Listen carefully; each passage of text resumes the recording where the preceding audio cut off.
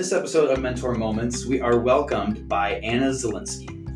Anna is the Director of Programs and Services for Patient Care at the ALS Association St. Louis.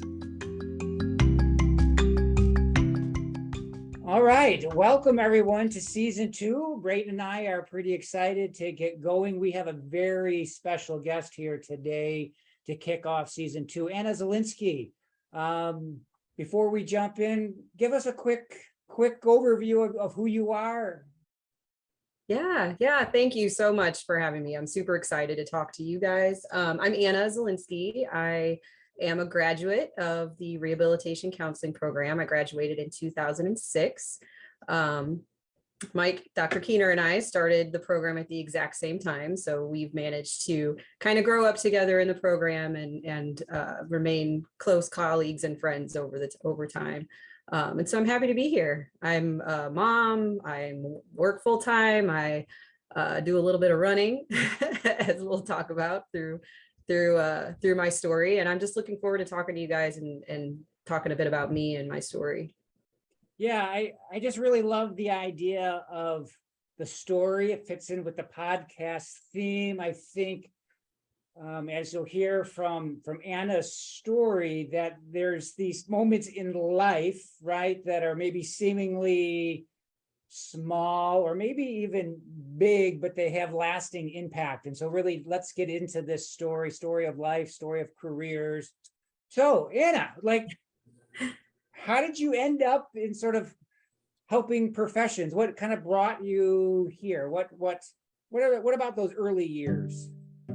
Yeah, when we first were talking about me coming on the show and talking about story and storytelling and, how often do we really sit down with somebody and talk about our story or tell our story? And when we do, what is it about the moments that we decide to share when we're telling our story? Like what is it that stood out that's like, okay, this was something pivotal that happened to me that caused this next thing to happen, that caused this next thing to happen. And I recently interviewed for a job and found that it was during a job interview that this really was telling, because I told the story. I always tell the same story when I talk about work or when I talk about my job or my career, and I'll tell it now. But it's one that it's just one of those pivotal moments that I really feel was a huge shift in me looking back. And so I was 19 and I was in college. I think I was a junior in college. And I was working at a state hospital that helped, or a rehabilitation center that helped support people with developmental disabilities. And so it was a pretty large facility, and there were just different units. And I worked in a unit with group homes. And I was working in this group home where 10 men lived. And, they put me through the training and I learned everything I was supposed to do. And I would do this data and keep data on programs, but I didn't really understand what that meant. And one day I was alone, my coworker had gone for a break, and I was reading this gentleman's program, and it said that he was to wipe down the kitchen table after meals. That was what he was supposed to do, and something that was going to help him develop independent living skills. And I read that and I looked at it, and I looked over at John, was his name. And I said to myself, I was like, I wonder if John could do that. I'd never expected him to do that before. And so I'm like, I wonder if he could do that. So I was like, hey, John, come over here. And he came over, and I got a wet washcloth and I handed it to him. And I was like, will you wipe this table off right here where it's kind of messy? And he did so. And then he looked at me with this smile that it completely lit me up. He was so proud and so happy. It was a moment where I felt like this is what I'm meant to do with my life and over the years, I've developed what exactly that meant. And when I was 19, I didn't know. All I knew is I liked that and I wanted to do that more. And so I started reading all the programs and actually doing all the programs. I was helping these men and women when I worked in the women's homes to develop these independent living skills. And I liked the job so much that when I graduated from college and moved back to St. Charles, where I grew up, I started working for the Rehabilitation Center in St. Charles, but I was a group home manager and I was actually writing those programs. So I would work with the person and work with the team and actually help them decide what kinds of skills they wanted to work on.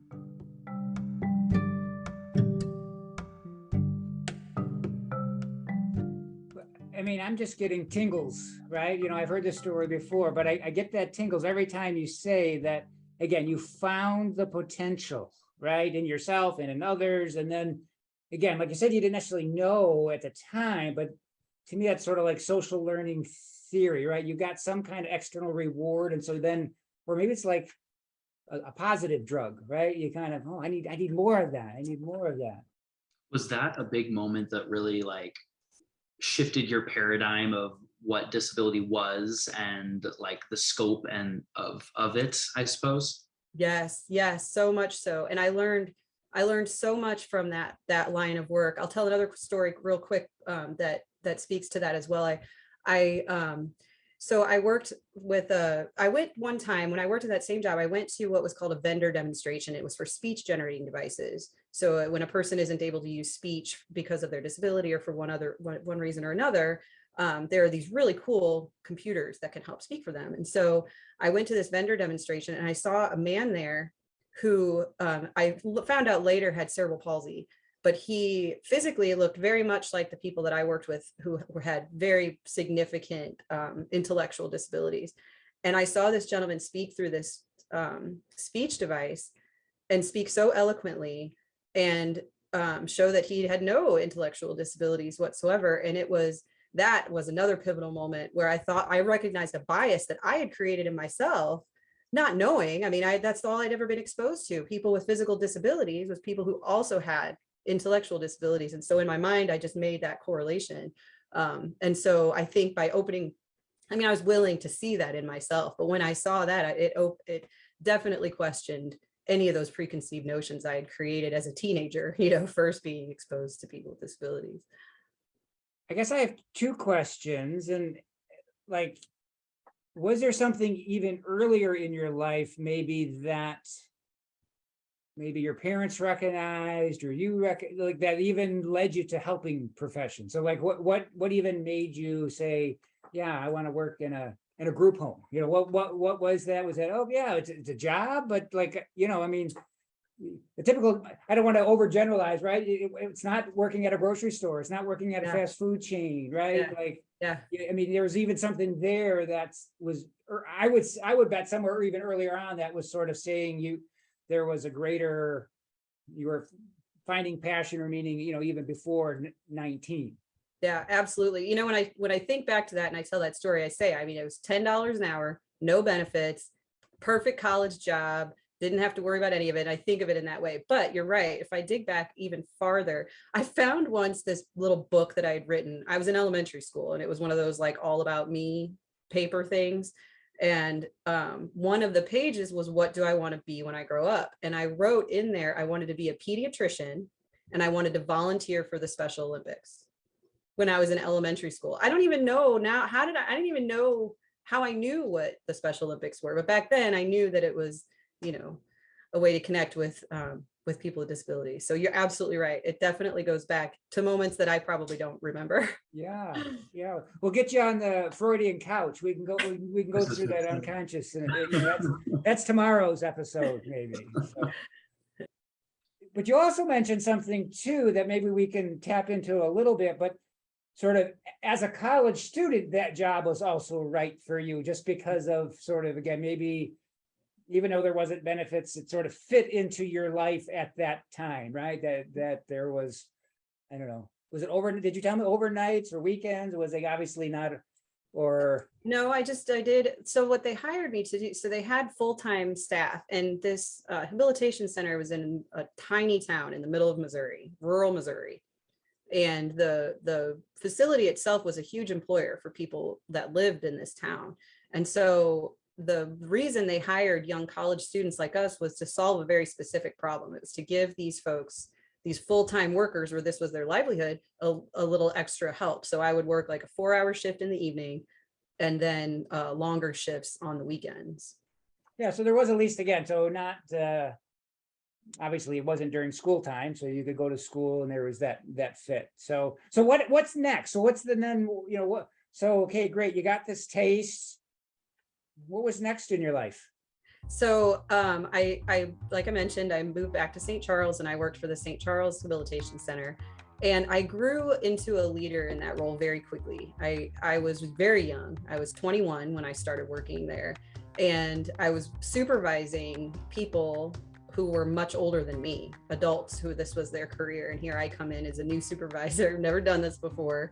But I didn't shy away from it. You know, I had a really great boss, a great mentor who, you know, taught me how to have hard conversations, how to be a manager, how to help my team and develop a team. And I think that came so naturally to me for the same reason that it came so naturally to me when I was working with John. I loved watching people meet their goals, whether that was the staff I was supervising or the people that we were supporting that lived in the facility.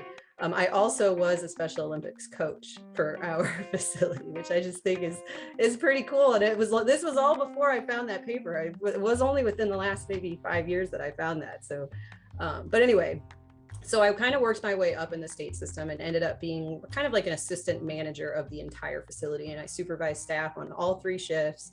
Was responsible for half of the facility, so about 5 group homes. And I wanted to pursue my graduate degree. And so I actually went to a different counseling program first that was more designed for like a LPC, licensed professional counselor. I did a semester there and I did not feel like it was applicable to people with disabilities. And I knew that's what I wanted to do. I wanted to always work in that field. And so I finished that semester and I took another semester off and ended up at Maryville for the rehab counseling program. And first day, walked in, met you, Dr. Keener. You were there for your first semester teaching, and made good friends with my friend Amy. It was before phones, so we had no choice but to sit and talk to each other before class started. And I think we either said to each other or said when we went home, we met a friend tonight. So anyway, we really stayed together. So the timing of when I, started that program was really sort of meant to be. And so I continued to work and go to school full time, which back then wasn't hard. For some reason in early 20s, you can do that. I don't know, I couldn't imagine doing it now. But I did have to do an internship. And so I could have done my internship at my current job. I had that opportunity. I had the supervisor, I had the hours where I could have done it. But I really saw it as an opportunity to do something different. But it was a big step back. I had, here I was I was an assistant manager. I really worked my way up in the state system. And so, but I had a great conversation with Barb Parker, Dr. Parker, who was the previous director of the rehab counseling program. She was a director at the time, and just kind of had a heart to heart about what would this mean to leave this supervisory role and essentially go just be an intern. And it was with the Paraquad, the Center for Independent Living that covers St. Louis City and St. Louis County. And we had learned all about it throughout the program. And I just felt so drawn to the philosophy. I loved the idea of working side by side with people with disabilities, not just supporting people with disabilities, but being a part of the culture. Because at a Center for Independent Living, at least 51% of the staff and the board have to be people with disabilities. So I really wanted to be a part of that culture. And so I did. I left that state job and started doing my internship at Paraquad. So I guess I want to ask the question again. So there's something that you're developing, this zest for learning or this ability to challenge yourself, to break what's easy or so, like, again, I don't know, you have the benefit now obviously of reflection and seeing this maybe in larger themes, but I guess I don't know, how much of aware of this were you in the moment that I don't think I had any idea what I was doing. Which is fun, because when I look back at that time in my life, I feel like I was a really scared kid. My job at Paraquad was I worked as an independent living specialist. And so I would do home visits. And so I would drive around St. Louis City. And I grew up in St. Charles. I didn't know the city very well. We didn't have GPS. Like, I had my street map, but spiral street map that I would carry around with me. Looking back, I did not feel like I was this brave person that would just drive into a neighborhood that I wasn't familiar with. but I did it. It was like, oh, I guess this is what I'm going to do now, but I'm sure I got some kind of rush out of it. It's the only thing I can think of, even though I really, looking back, I feel like I was the scared little kid. Well, I'm noticing this like theme of, I mean, these tough decisions, like whenever we tell the story, exactly like Dr. Keener said, like it's easier to, whenever we can reflect on and say, yeah, I made this decision, but these decisions take time. And Right. I mean, just changing programs, like just changing schools is a thrilling, kind of difficult decision. So what was, I'd say, like your rock, the places or people that helped you make those decisions or anything like that? Oh, wow. Well, as I mentioned, I had an incredible boss. I really have always had leaders or mentors or people to lean on to throw ideas around with. My dad is probably my number one place that I go, that because I know he'll challenge me. So just a quick story about him. He actually worked for the Department of Mental Health. He worked in Jefferson City for the state department, and he did information technology while I was in college. And so he would have to drive around to the various habilitation centers and provide IT support. So occasionally he would pick me up and bring me home for the weekends. And so we would have time. I mean, and here I'm this college kid. We didn't talk that much, but it would give us this sort of undivided time. And so maybe during that time, that kind of, I tossed some ideas around with him or something, but he's definitely my go-to person, along with strong support. And actually, shortly before I started at Maryville, I met my now husband, and he was also an encourager. He was going to graduate school at WashU and Olin School of Business. And so it was kind of like, we were sort of in this next phase of education and life together. So, without having you disclose too much, talk more about that sort of the personal side, of you both were modeling each other, both grad school, next phase, sort of, again, maybe that's some societal expectations. You're at a certain age, you start settling down, you start looking for advancement, but just tell us a little bit more about sort of the life outside of work at this time. So my husband and I, okay, so I've always worked hard. From the time I was 15 years old, I've had a job. Besides a year or so in college, I only worked in the summers, but otherwise, I mean, I love work. I absolutely love working. But I also love having a really good time. And so my husband and I met when a group of friends of mutual friends were heading down to Memphis to see a band, the band Widespread Panic, which is kind of a Grateful Dead-esque hippie sort of band that many people go on tour with and follow around. They're old now, but back then they were sprightly. And so just about every weekend they had a concert. And so that's how we met. We met in Memphis, actually going to a show. He needed a ride. We had an open spot in our car. And so we went and picked him up, and as they say, the rest is history. And so we kind of tell that story that we met in Memphis at a Widespread Panic show.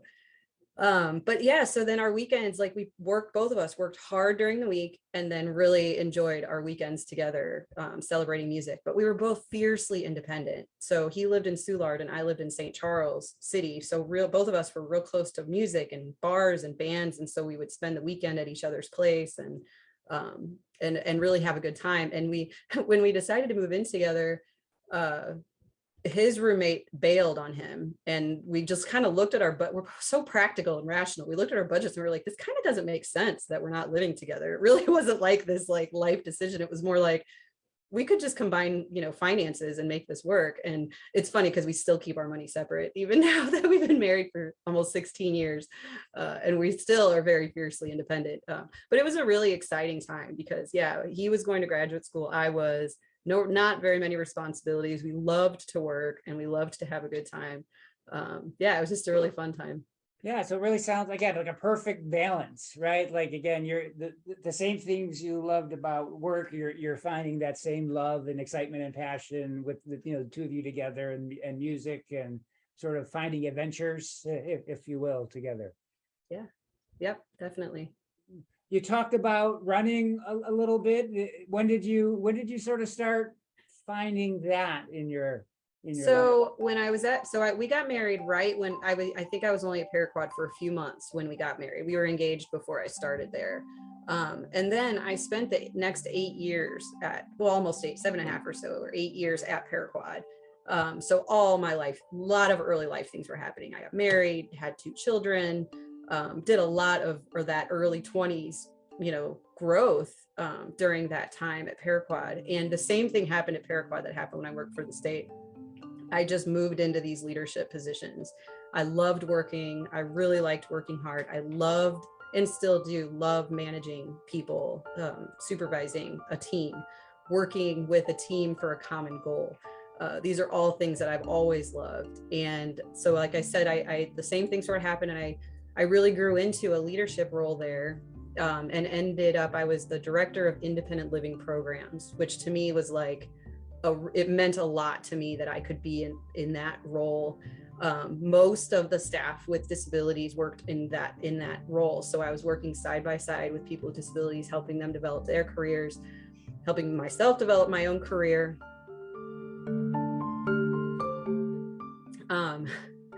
And then I it's hard to think of what exactly. I think it was a number of things. I'd been there for so long. And even though I was doing a job that I absolutely loved, I just got this itch. Like, I just knew I needed another adventure, or I needed something to push me even further. So my kids were in a preschool that had an adult day center right next door, and they were hiring for a director at this adult day program. And so I applied and talked to the people that I knew from daycare, because my kids had been there for a few years by then, maybe 4 or 5 years. I think my oldest was 4 or 5. And she put in a good word for me. I was really not what you would picture as on paper as the right person for that role. But the hiring manager and my then would-be supervisor kind of took a chance on me a little bit.